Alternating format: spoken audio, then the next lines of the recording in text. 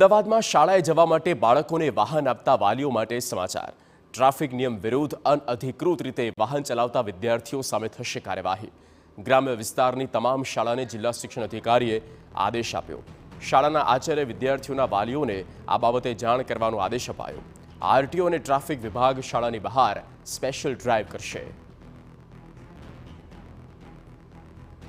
શાળા કક્ષાએ જે પણ વિદ્યાર્થીઓ અનધિકૃત વાહનો લઈને આવે તે અન્વયે શાળાના આચાર્યશ્રીએ શાળાના વિદ્યાર્થીઓ અને શાળાના વાલીઓને, કારણ કે આમાં વાલી પણ સમાંતર રીતે ગુનાના ભાગીદાર બનતા હોય છે, કારણ કે તેઓ પણ ચાવી વિદ્યાર્થીને આપે છે, જેથી તેઓને અવગત કરવા માટે અને તેઓને જાણ કરવા માટે કે આ પ્રકારે શાળાએ કોઈ પણ અનધિકૃત વાહન લઈને ન આવે તેની તાકીદ કરવા માટે અમે આચાર્યશ્રીઓને જણાવીએ છીએ। અને આગામી સમયમાં અમે આરટીઓ ઓફિસરની મદદથી તથા ટ્રાફિક પોલીસની મદદથી પણ રૂબરૂમાં એક ડ્રાઈવ ચલાવીશું।